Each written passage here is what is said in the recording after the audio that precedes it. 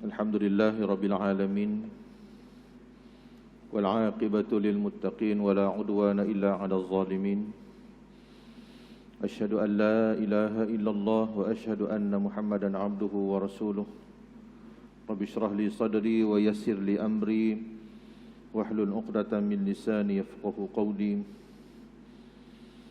Rabbi yassir wa la tu'assir Wa la hawla wa la quwata illa billahil aliyyil azim. Terima kasih kepada Tuan Haji Pengurusi,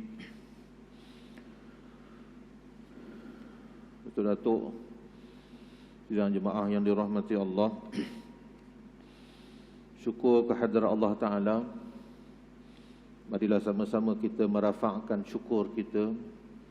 Alhamdulillah, di atas setinggi-tinggi nikmat yang Allah Ta'ala beri kepada kita, dengan diberikan iman untuk kita dapat melazimi, istiqamahkan diri kita dengan melakukan amalan-amalan, khususnya ibadat, dan dalam masa yang sama kita menonjolkan sifat-sifat dan juga akhlak yang terpuji sebagai seorang Muslim, sebagai seorang mukmin. Tidak lain dan tidak bukan adalah semata-mata untuk meraih keberkatan dan juga keridaan pada Allah Subhanahu wa taala. Muslimin yang dirahmati Allah, izinkan saya pada kali ini untuk menyentuh tentang 5 perkara. Sandarkan kepada riwayat asar yang disandarkan kepada Amirul Mukminin Umar ibnu Al-Khattab radhiyallahu anhu. Beliau berkata, "Ra'aitu jami'al akhla'i falam ara khalilan afdala min hifdzil lisan." Aku melihat semua teman rapat. Umar Al-Khattab kata, aku melihat semua teman rapat di samping kita, di sekeliling kita, ada sahabat-sahabat yang sentiasa bersama-sama dengan kita. Ada ketikanya pada waktu kita makan sahaja. Ada ketikanya waktu kita riyadhah, di mana-mana saja tempat, sama ada kita berjalan, berjoging, naik basikal ataupun sebagainya. Ataupun sahabat yang kita kenal, yang bersama-sama dengan kita bagi menyelesaikan masalah kita dan juga masalah sahabat kita. Ya, begitu juga sahabat-sahabat kita yang bersama berjemaah mengikuti kuliah-kuliah, majlis-majlis ilmu dan sebagainya. Macam-macam takrifan sahabat. Dan kata Umar Al-Khattab, aku melihat semua teman rapat ini,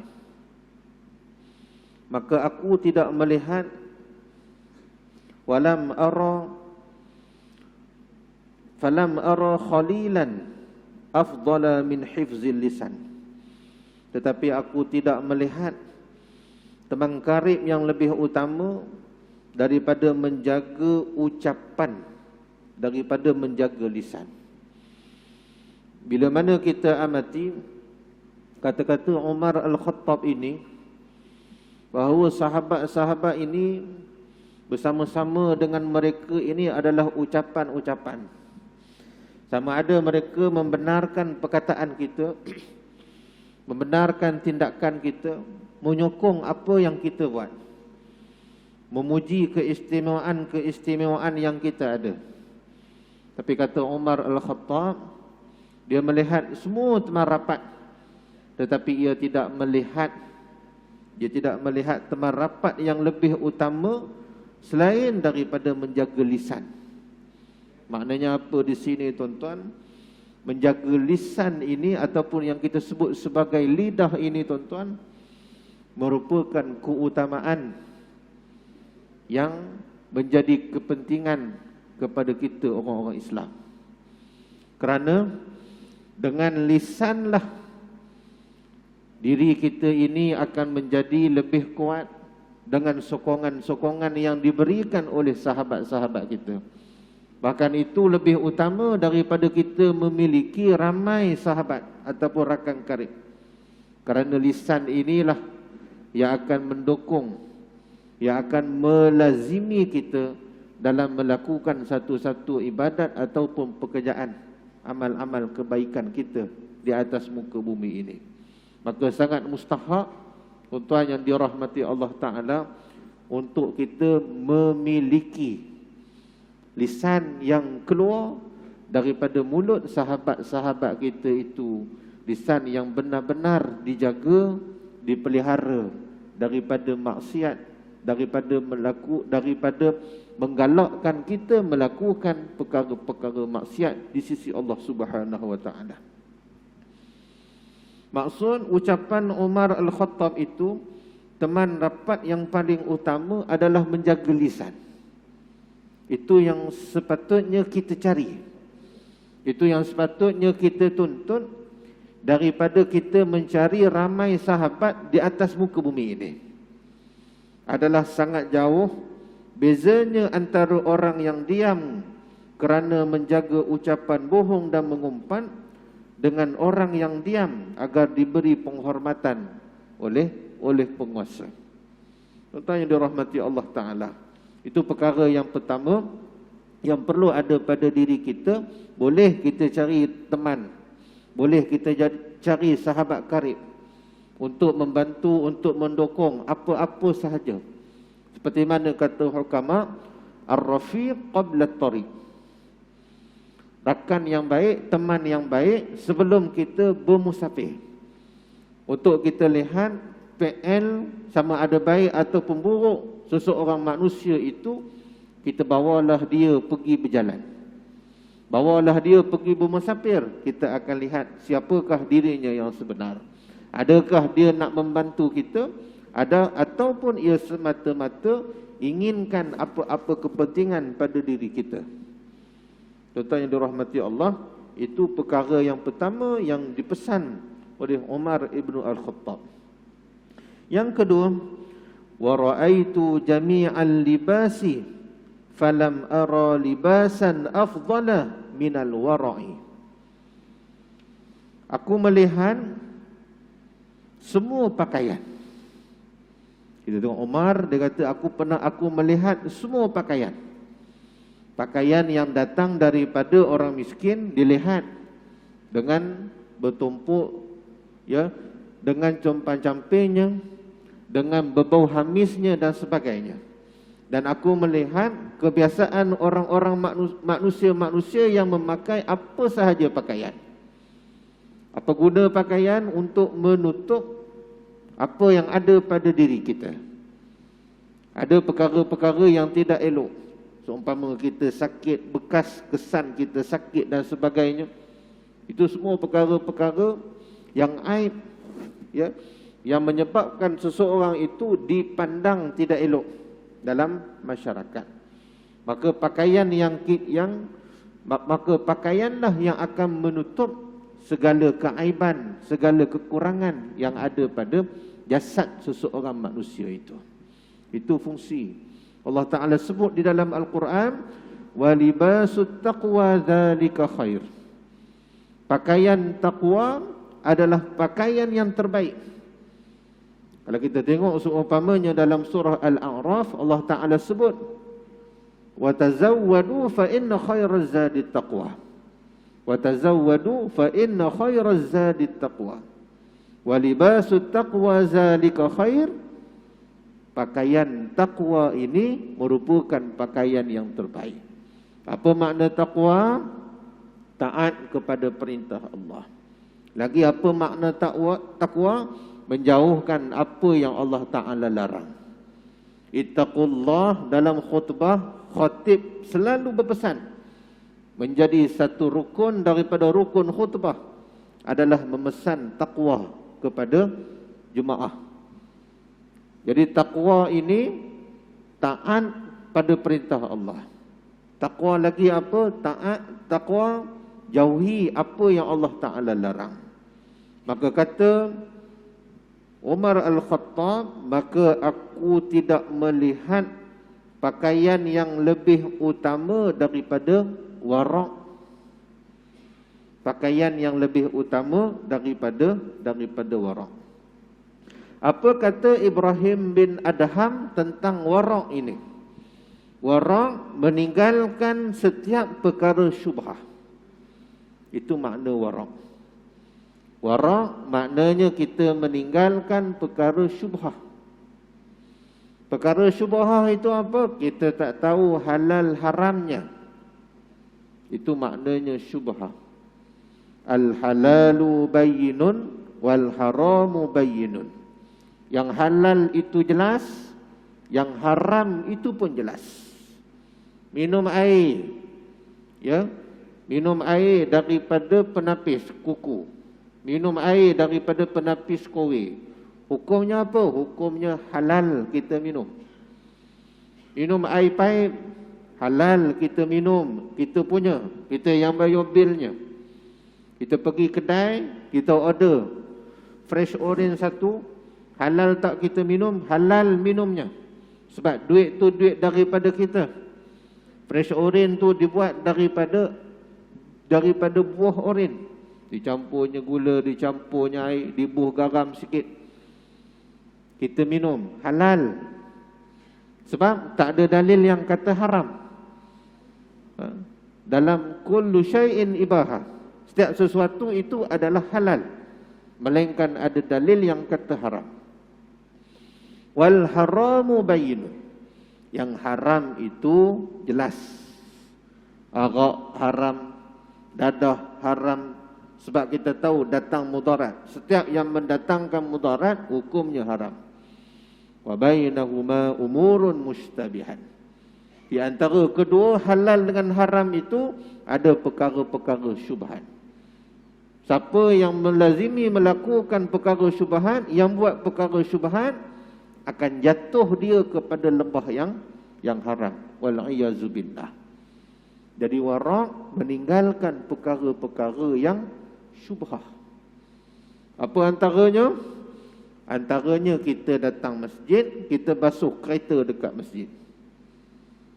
Air itu air wakaf orang Islam untuk kita buat ibadat. Tapi air itu kita guna untuk basuh kereta ataupun kita basuh tayar. Mana-mana kenderaan yang kita basuh menggunakan air masjid, memang siapa-siapa pun boleh guna air. Tapi ia termasuk dalam kategori syubhah. Jadi makna wara' ialah kita meninggalkan setiap perkara yang syubhah. Kita masuk kedai makan tak ada halal. Hukumnya apa? Hukumnya syubhah. Kita masuk kedai makan, tengok ada halal, itu tak apa halal. Jabatan Agama bagi halal, JAKIM bagi halal. Kita beli satu produk makanan, kita tengok dekat bungkusannya ada halal, itu kita tahu confirm halal. Produk Muslim buat, ada sedia halal, confirm halal. Ya? Orang bukan Islam buat produk, ada sedia halal, ikut apa prosedur halal, SOP halal. Halal kita orang Islam makan. Nabi SAW diberi makanan orang bukan Islam. Nabi baca Bismillahirrahmanirrahim. Itu dalil harus kita makan makanan orang bukan Islam. Dengan syarat halal makanan tersebut. Kita tahu sumbernya mana, ingredient, isi kandungannya mana. Tuan-tuan yang dirahmati Allah Ta'ala. Begitu juga perkara-perkara yang lain. Insurans kita masuk, insurans halal.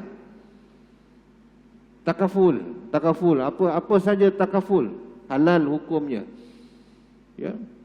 Duit kita kata yang kita dapat daripada pampasan insurans, takaful itu halal hukumnya. Itu perkara-perkara yang halal, tidak ada masalah. Perkara-perkara yang syubhah, ini yang kita harus meneliti. Setiap perkara itu, yang halal pun kita kena selidik, yang syubhah lagi-lagilah kita kena selidik.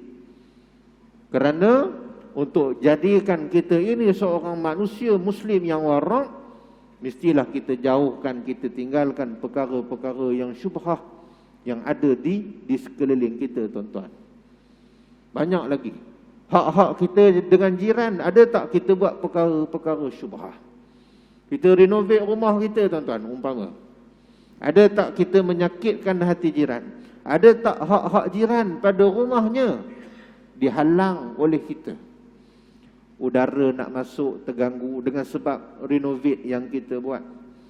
Ada seorang jemaah tanya, Ustaz, apa hukum jiran renovate rumah, dia pasang batu bata sampai atas, kemudian dia simen bahagian dia, kemudian dia cat tempat dia, yang jiran sebelah itu dia biar je, tak ada plaster.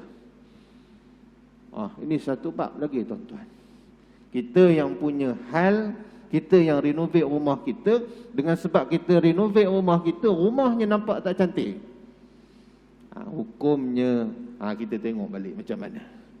Haram ke, syubhah ke, adakah perbuatan kita itu halal? Tuan-tuan yang dirahmati Allah Ta'ala. Jadi wara' meninggalkan setiap perkara-perkara syubhah. Islam dia pandang hak-hak, penyempurnaan hak-hak seseorang pada hak orang yang lain. Dan bahkan dalam Islam pun Nabi SAW menyatakan, haqqun muslim 'alal muslim sittun. Hak orang Islam pada orang Islam yang lain ada 6. Ada pula riwayat yang lain yang kata ada 7. Antaranya, idza da'aka fa'ajibhu. Apabila ia mengajak kamu, datanglah ke rumah dia. Ngajak apa? Ngajak datang makan. Kita tak boleh kita pilih. Orang kaya, kita pergi. Orang miskin ajak kita, tak dapat pergilah. Jadi tuan-tuan yang dirahmati Allah Ta'ala, banyak perkara-perkara yang halal, banyak juga perkara yang haram, dan perkara-perkara yang syubhah itu menjadi satu kesamaran kepada kita. Caranya ialah dengan kita selidik setiap perkara yang halal dulu, kemudian perkara yang haram. Yang tengah-tengah itu yang kita tak dapat kenal pasti, maka itu adalah perkara yang syubhah. Jadi perkara yang syubhah, kata Umar Al-Khattab, meninggalkan perkara yang syubhah itu adalah tanda yang dikatakan oleh Ibrahim bin Adham, meninggalkan setiap perbuatan yang syubhah itu adalah tanda waraknya hati kita. Itu perkara yang kedua, tuan-tuan yang dirahmati Allah Ta'ala. Perkara yang ketiga, apa kata Umar ibn Al-Khattab? Wa ra'aitu jami'al mali falam ara malan afdala minal qana'ah.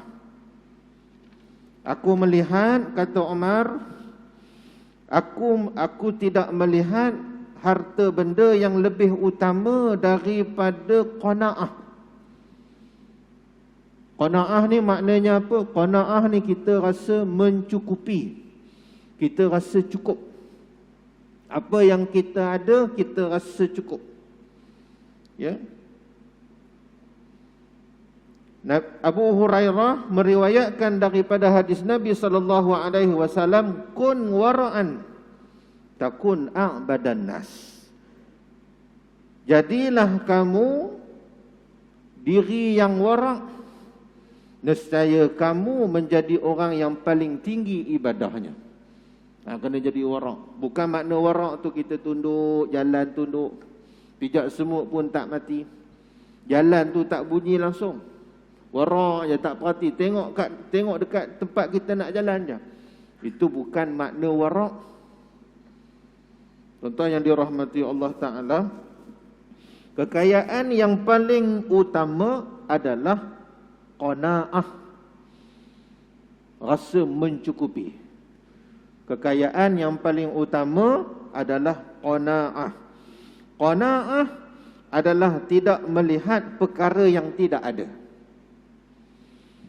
Nak dapat diri kita ini, hati kita ini ada sifat qana'ah, dia tidak melihat perkara yang dia tidak ada. Dekat rumah kita, apa yang tak ada? Dia tak nampak benda-benda tu. Oh, TV baru 45 inci lagi, orang lain dah pakai TV 65 inci.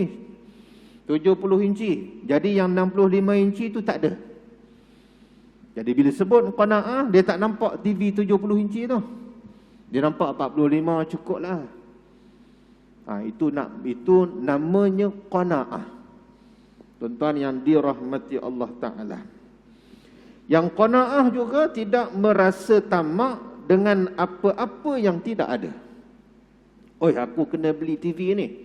Orang lain semua pakat beli 70 inci. Aku kena beli TV ni.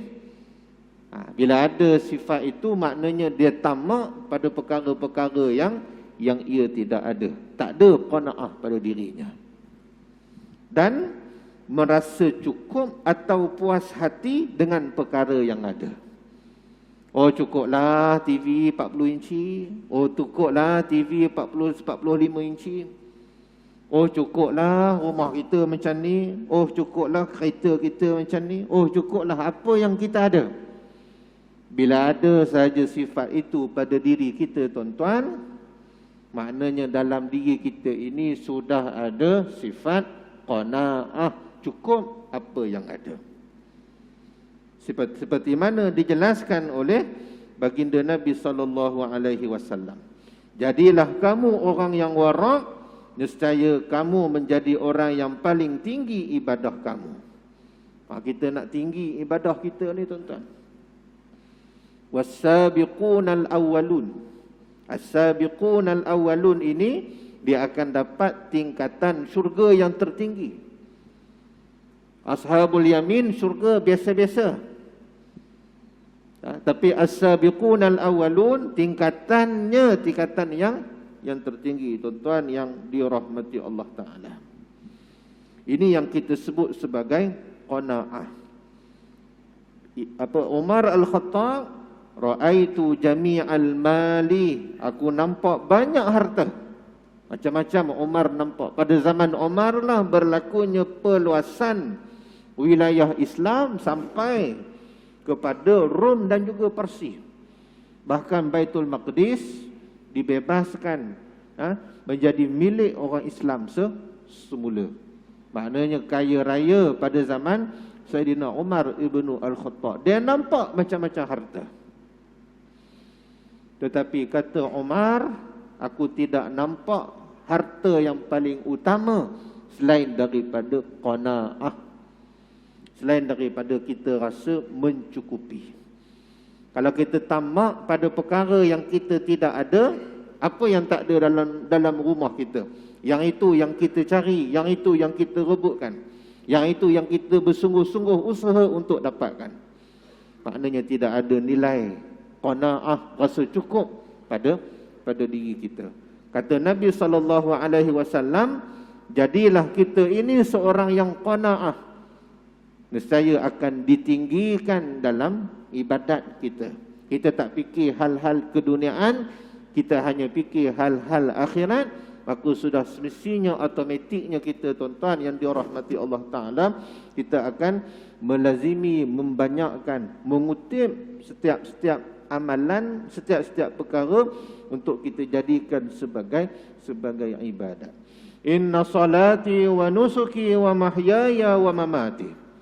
Apa jua pekerjaan yang kita buat, semuanya dihitung sebagai ibadat. Yang penting ikhlas kita tidak bertentangan dengan hadis Nabi SAW. Perkara tersebut yang kita buat seharian kita, walaupun amalan itu amalan adat yang kita buat. Seumpama kita basuh tangan, tapi bila kita basuh tangan dengan niat dengan wuduknya, kita niat nak ambil wuduk, kita ikut tertibnya, mukanya, tangannya, kepalanya, kemudian kaki, dikira sebagai kita melakukan ibadat kepada Allah Subhanahu wa Ta'ala. Itu perkara yang ketiga, tuan-tuan yang dirahmati Allah Ta'ala. Yang keempat, wa ra'aitu jami'al birri falam ara birran afdala minan nasihah. Apa kata Umar? Aku melihat semua kebaikan. Zaman sahabat ni, tuan-tuan, 124,000 para sahabat. Sahabat Nabi ni 124,000. Kebetulan sama macam jumlah para Nabi yang Allah Ta'ala utuskan di atas muka bumi ini. 124,000 para sahabat. Jadi setiap amalan-amalan yang dilakukan oleh sahabat semuanya dalam pengetahuan Sayyidina Umar. Hampir-hampir menjadi pengetahuan kepada Sayyidina Umar. Umar tahu orang ni, sahabat ni macam ni. Orang tahu, Umar tahu sahabat ni macam ni. Umar tahu Abu Bakar ibadatnya macam ni, sifatnya macam ini. Tapi apa kata Umar? Falam ara afdalul birra. Tapi aku tak lihat seutama-utama perkara baik itu. Apa kata Umar? An-nasihah minan nasihah. Nasihat. Wal 'asri innal insana lafi khusr illa alladhina amanu wa 'amilus shalihat wa tawasaw bil haqq wa tawasaw bis sabr. Semua manusia rugi kecuali orang yang beriman, orang yang beramal soleh, orang yang berpesan-pesan dengan kebenaran, dengan kesabaran, orang yang berpesan-pesan dengan kebenaran. Wa tawasaw bil haqq wa tawasaw bis sabr. Berpesan-pesan dengan sabar, berpesan-pesan dengan kebenaran. Kata Imam Asy-Syafi'i, kalaulah Quran itu yang diturunkan hanya semata-mata surah Al-Asri ini, memadai bagi semua umat manusia. Memadai bagi semua umat manusia untuk berpegang kepada surah Al-Asr. Menunjukkan tentang betapa pentingnya. Maksud surah Al-Asr ini orang yang beriman, orang yang beramal soleh, orang yang sentiasa berpesan-pesan dengan kebenaran. Kebenaran tu kebenaran daripada Nabi, kebenaran daripada Quran. Dan orang yang berpesan-pesan dengan kesabaran. Wa'mur ahlaka bis-salah wastabir 'alaiha. Perintahlah ahli keluarga kamu untuk bersembahyang, wastabir 'alaiha, dan bersabarlah dengan